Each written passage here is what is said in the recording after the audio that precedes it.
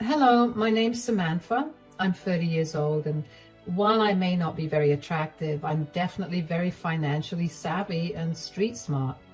Well, at least that's how I like to look at it, considering I came out of the divorce completely unscathed while my ex-husband is now struggling. I first met Rick at a work event. I was new at my job, feeling nervous and out of place. Rick was charming and handsome with a smile that could light up a room. He made me feel special that night, and I quickly fell for him. We started dating, and for a while, everything seemed perfect. He would take me out to fancy dinners, buy me flowers, and tell me how beautiful I was. Rick had a son, Ethan, from a previous marriage, and he introduced me to him after we had dated for only a few months. Ethan and I got along pretty well. Rick would even drop Ethan off at my place a few times when he had to go somewhere in an emergency. After 2 years of dating, Rick proposed. I was over the moon and said yes right away. Our wedding was big and beautiful, just like a fairy tale. I thought I was the luckiest woman in the world, but things changed quickly after we got married. At first, it was little things. Rick would make jokes about my weight or my clothes. He would say, "Are you really going to wear that?" Or, "Maybe you should skip dessert tonight." I tried to laugh it off. I thought that he was just saying those things as a joke and that he didn't mean to hurt me. I mean, who would purposely insult their spouse that way? But the comments kept coming and they got meaner. Other than that, Rick's work became more demanding and he seemed stressed all the time. He would come home late. Most times he would not even bother with calling me to inform me about staying out late. I would cook his favorite meals whenever I felt like he deserved a break, just trying to make things easier for him. But he would barely acknowledge my efforts. One time, I remember planning a surprise dinner for him on our anniversary. I cooked his favorite dish and set the table with candles and flowers. When he finally came home, he was on his phone the whole time and barely looked at me. He didn't even notice the effort that I had put into making the night special. It hurt so much. But I tried to brush it off, thinking maybe he was just tired. Another instance was when we went to a friend's party together. I had spent hours picking out a dress and doing my hair and makeup. When we arrived, Rick introduced me to his friend, but he commented on how I looked like a cow in my dress and laughed really hard with them about it. It was embarrassing, and I felt so self-conscious the rest of the night. The whole night, Rick ignored me and flirted with other women. I cried myself to sleep that night. I remember confronting him about his behavior a few days later when he had a day off but seemed more content spending it away from me and sitting in his office playing video games. I had had a tough day cleaning up after Ethan and pretty much stormed into Rick's office to ask him why he wasn't helping me out or even spending time with me. "We need to talk right now." "What is it? I'm busy." "Busy? You're just playing video games. We need to talk about us, about how you've been treating me." "Treating you? What are you talking about now?" "I'm talking about how you ignore me, how you insult me in front of your friends, how you didn't even care about the anniversary dinner I made for you." "Oh, that. You're overreacting. I was tired and had a lot on my mind." "Tired? You were on your phone the whole time. You didn't even look at me or say thank you. Do you know how much that hurt?" "Look, I can't be expected to praise you for every little thing you do. You're making a big deal out of nothing." "Nothing? You called me a cow at the party. You laughed at me in front of everyone. I felt so embarrassed and humiliated. And you flirted with other women all night." "Oh, come on. It was just a joke. You need to lighten up. And flirting? Really? You're going to accuse me of that now?" "It's not just about the party. It's everything. You come home late without calling. You ignore me and you treat me like I'm invisible. I'm your wife, Rick. I need you to show that you care about me." "Maybe if you weren't so clingy and needy, I would. I have a lot on my plate, okay? Work is stressful. I don't have time to deal with your constant whining. Whining? Is that what you think I'm doing? I'm trying to tell you how I feel and how your actions are affecting me. I want us to be happy together, but I can't do it alone. Well, maybe you should just try harder. Maybe if you looked nicer or didn't complain so much, things would be better. That's not fair, Rick. I try so hard to make things nice for you. I cook your favorite meals, I plan special evenings, and you just brush it all off. I feel like I don't matter to you anymore. You matter, but I can't be everything for you. You need to stop being so sensitive and start understanding the pressures I'm under. I do understand, but that doesn't mean you can treat me this way. I need respect and love from you. I need you to be my partner, not just someone who shares a house with me. Respect, love. I'm doing the best I can, Samantha. If that's not good enough for you, then maybe you need to rethink what you want. What I want is for us to work together, to be there for each other. But right now, it feels like I'm the only one trying. I can't keep doing this if you won't even try to meet me halfway. Well, maybe you should stop trying so hard. Maybe you should just accept that this is how things are. Accept it? I can't accept being treated like this. I deserve better. Fine, I'll do my best to be better, but I'm telling you, I don't care enough to deal with your stupid insecurities. I don't have time for this drama. This isn't drama, Rick. This is our marriage. If I can't talk to you about my feelings, who else do I talk to about it? Whatever. Please leave the room. Now, I'm playing an important match right now. It stung to hear Rick talk to me that way. Of course, Rick did not actually try to be better. I learned to live with it, thinking that that was the worst of it all. I was wrong. The worst was when Rick started comparing me to his ex-wife, Jessica.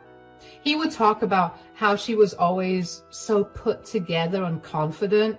He would say, Jessica would never do that. Or, Jessica always looked so good. It hurt so much. I felt like I was always competing with her, and I was always losing. Rick's words and actions made me feel ugly and small. I started to believe that I was the problem, that I wasn't good enough. I lost confidence in myself and stopped doing the things I loved. I felt trapped in a marriage where I was constantly put down and made to feel less than. I think deep down I always knew our marriage wasn't right. But I kept hoping things would get better, that Rick would change. Rick and Jessica's divorce happened before I met Rick. From what I've gathered, they split up because they couldn't see eye to eye on a lot of things. They argued a lot about money and how they wanted to live their lives. It got to be too much for them to handle, so they decided to go their separate ways. Even though they weren't together anymore, Rick and Jessica had to stay in touch because they shared custody of their son, Ethan. Ethan is a sweet boy, but it meant that Rick and Jessica had to talk to each other and see each other sometimes. They had to figure out who was going to take care of Ethan and when. But even with that, it felt like I was the one who was always taking care of Ethan. Rick was busy with his job all the time, and Jessica was too. They were both high up in their careers, so they didn't have a lot of time to spend with Ethan. It made me sad because I knew Ethan missed his parents, but I was glad I could be there for him. Sometimes when Ethan was with us, Jessica would come over to pick him up or drop him off. It was always tense when she was around. She never liked me much. I think she blamed me for the fact that Rick was moving on from her so quickly. Hi, Jessica. Ethan's ready to go. He's just grabbing his backpack. Hi, Samantha. Nice to see you. I was just thinking it's a shame you never quite got the hang of dressing nicely, isn't it? I thought this was a nice outfit. I tried my best. Oh, bless your heart. Trying is all you can do, I suppose. Not everyone can pull off looking effortlessly good. Some of us are just naturally stylish, right? I guess so. I just want to be comfortable and presentable.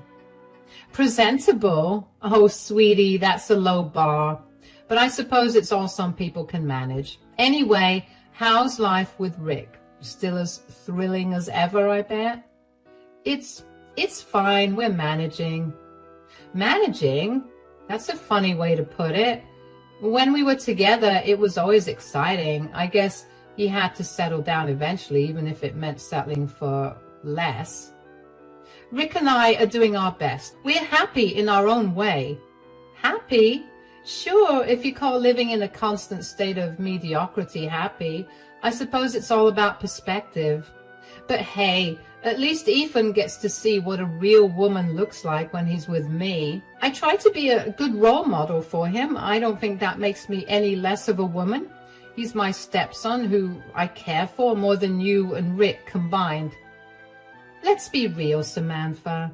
You're just playing house. Ethan knows who the real mom is, and it's certainly not you. But nice try, though. I just want him to feel loved and supported. That's what's important to me. And that's cute, really. But love and support can't make up for, well, everything else you're lacking. But you keep doing your best, Samantha. It's adorable how hard you try. Thanks, I guess. I'll keep trying. Oh, I bet you will. You have to, don't you? Anyway, where is Ethan? I don't have all day to stand here chatting. He's coming. He just needed to grab his things. He'll be right out. Good. Because honestly, the longer I stay here, the more I feel my standards dropping. Don't worry. I'm sure you're doing fine. For you, anyway. Thanks. I'll make sure Ethan's ready quickly. Wonderful. Have a lovely day, Samantha. And remember, there's always room for improvement. I'll keep that in mind. Bye, Jessica. Her words always stung, but for the sake of keeping peace, I never said anything much. I did speak to Rick about it because I hoped that he'd be able to do something, but he never said anything. He would just stay quiet and hope that she stopped. It made me feel like he didn't really care about how I felt. It was like he was more worried about keeping the peace with Jessica than standing up for me. Seeing how Rick and Jessica interacted made me realize that their relationship was still complicated, even though they weren't married anymore. They still had a lot of unresolved feelings and issues between them. It made me wonder if that was part of why Rick treated me the way he did sometimes, like I was just there to take care of things while he focused on everything else. The first turning point of our relationship was when we had the worst fight ever. It happened one evening after Rick came home from work. He was in a bad mood and I could tell something was bothering him. I tried to talk to him, but he snapped at me, telling me to leave him alone. How was your day at work? Leave me alone, Samantha. I don't want to talk about it. I'm just trying to be supportive.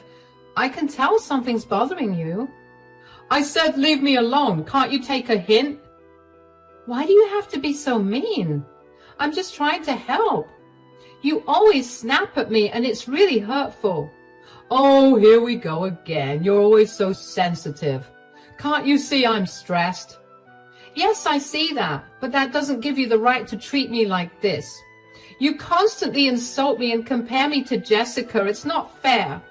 Not fair? Life's not fair, Samantha. Maybe if you were more like Jessica, I wouldn't have to compare you to her. That's so cruel. Why would you say something like that? I'm your wife. I deserve some respect. Respect? How about you earn it first? You're always whining and complaining. I have enough stress without you adding to it. I'm trying my best. I cook for you. I clean. I do everything that you expect out of me. I do everything I can to make you happy, but it's never enough for you. Oh, wow. You cook and clean. Big deal. Maybe if you didn't look so pathetic all the time, I wouldn't have to be embarrassed by you. Embarrassed by me? Is that what you really think? That I'm an embarrassment to you? Yes, I do. You never dress nicely. You don't take care of yourself and you constantly nag. I regret marrying you, Samantha. Sometimes I wish you would just disappear. How can you say that? I've given everything to this marriage and you treat me like I'm nothing. You never appreciate anything I do. Maybe because what you do isn't worth appreciating. I'm tired of your whining. Just leave me alone. I just want us to be happy. I want us to work together and support each other, but you keep pushing me away. Maybe because I don't want you around. You're a burden. I'm done talking about this. If that's how you really feel, then maybe we need to rethink our marriage. I can't keep living like this. Finally, something we agree on. Maybe you should rethink things. Maybe then you'll realize how lucky you are to have me. No, Rick. I think it's you who will realize how much you've lost. I'm done being treated this way. I deserve better. Good luck finding it, Samantha. You're not going to do any better than me. We'll see about that, Rick. We'll see. His words cut deep, and I felt my heart break. I realized then that things would never get better. I couldn't keep living like this, always feeling worthless and unloved. That night, after he went to bed, I stayed up and contacted a lawyer. The next day, I started the process of filing for divorce. It was the hardest decision I ever made, but I knew it was the right one. I deserved better, and it was time to take control of my life. However, once I had the divorce papers in my hand, I chickened out. I felt like I had made that decision in anger, and I didn't want to ruin things for Rick. He was going through a hard time, and divorcing him would mean kicking him and Ethan out of the house. I didn't want that for them, so I hid the divorce papers and forgot about them until a month later, which was when the second turning point happened, and the final straw of our relationship broke. Just to give you a little background first, Rick worked as a marketing executive at a big company.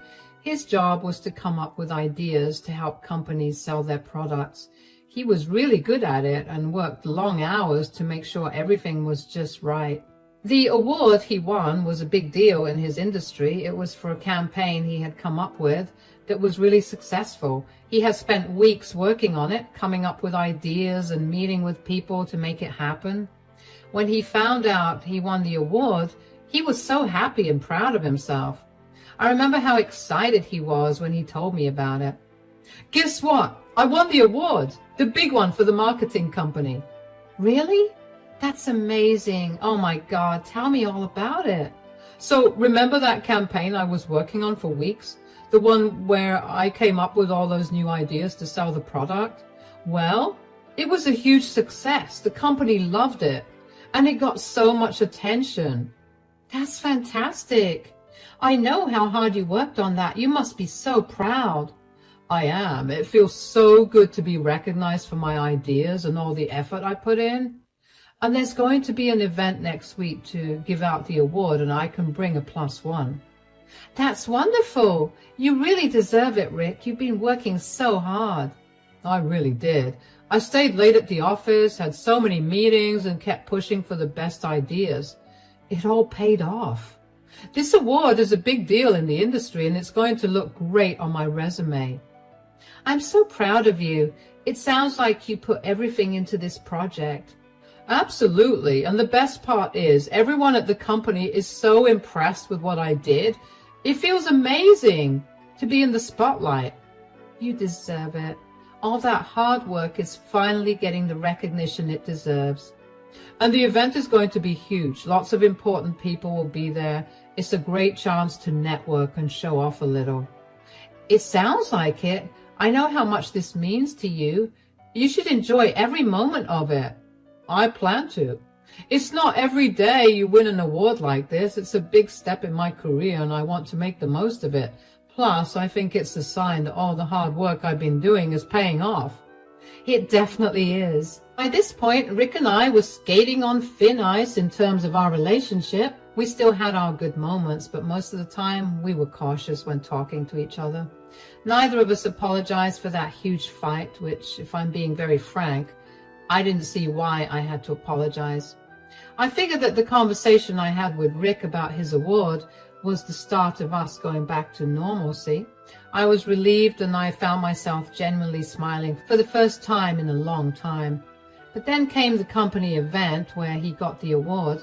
I got dressed up to go with him because he told me that he had a +1 that he could take with him to the event.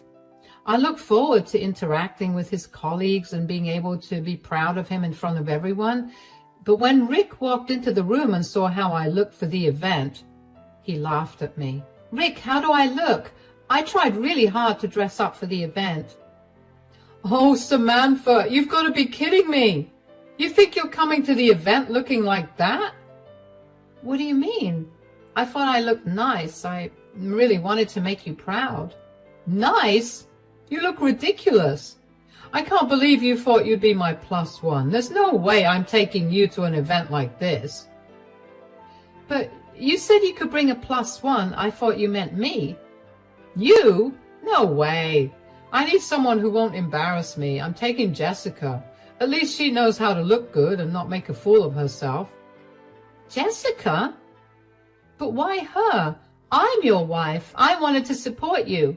"Because, Samantha, Jessica isn't ugly and embarrassing like you.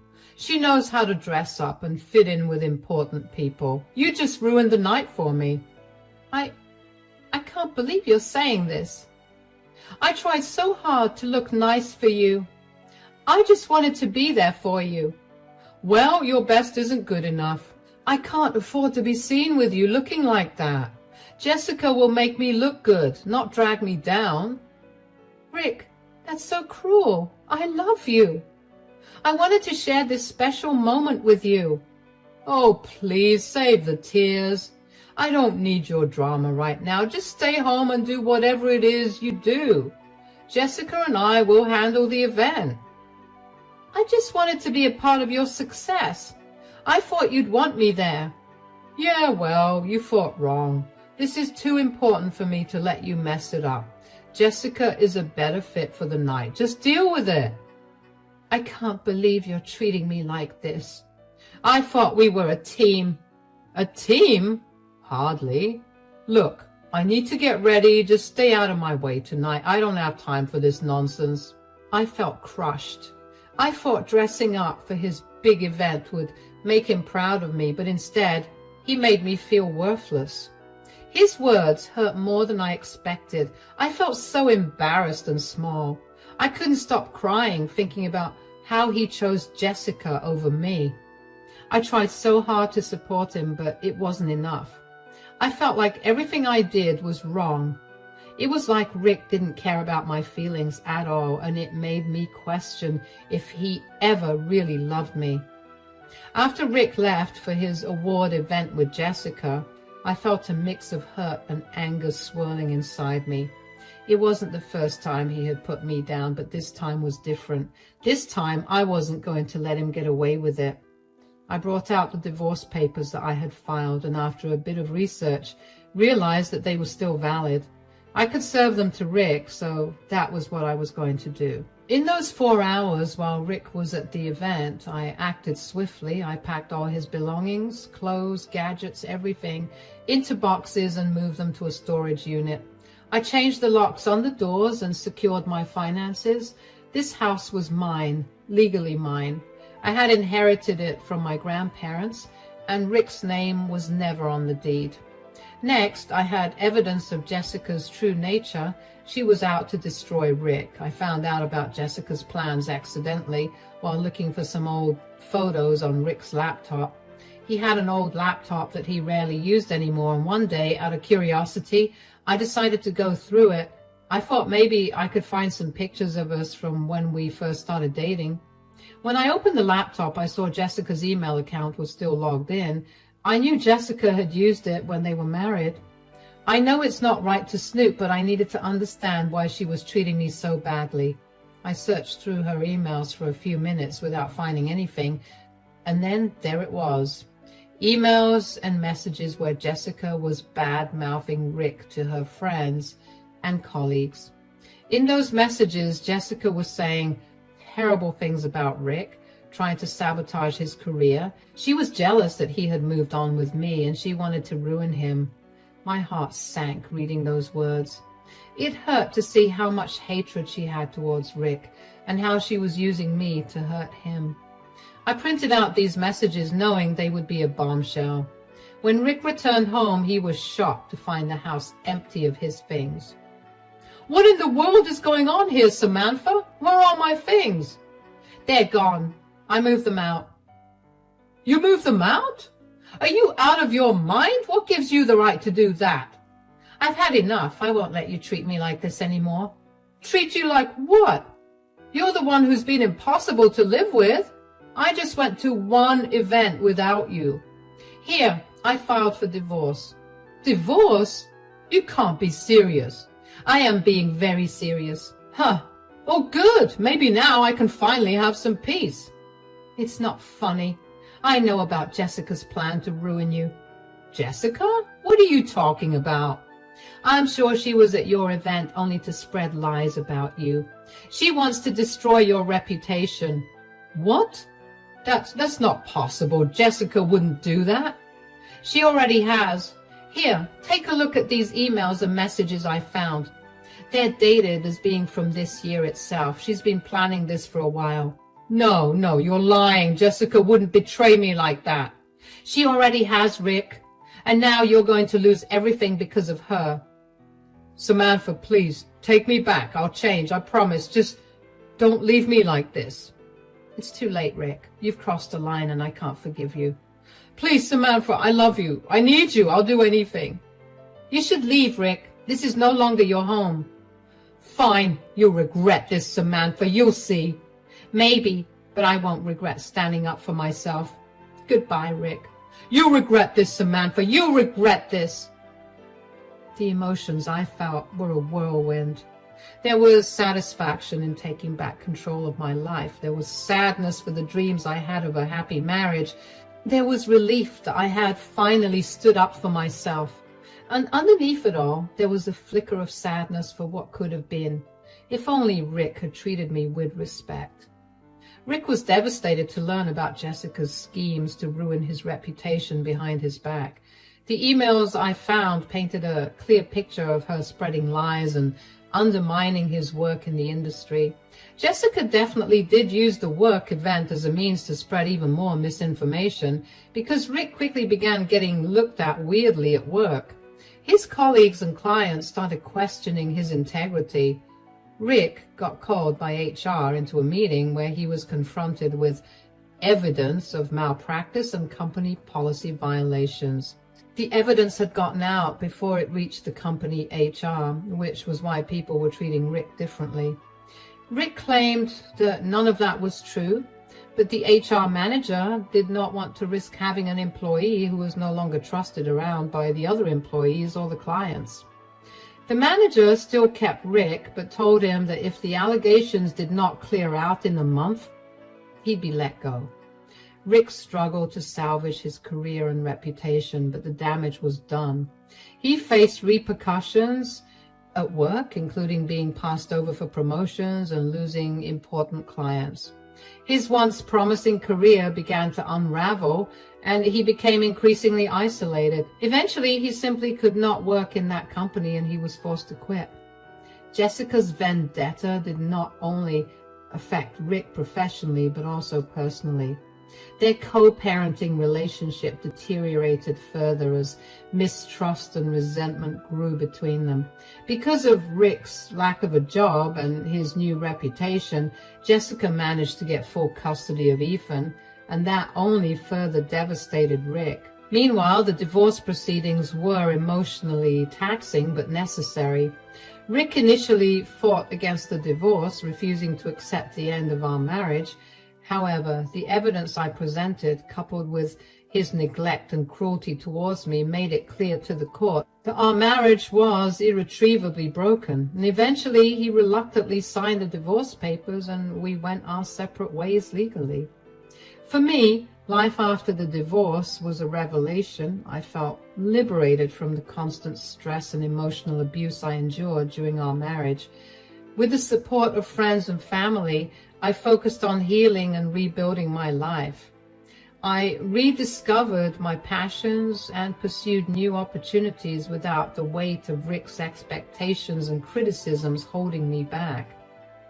I started a small business that had always been a dream of mine, and it flourished. I surrounded myself with positive influences and learned to prioritize my happiness and well-being. The contrast between my life before and after the divorce was stark.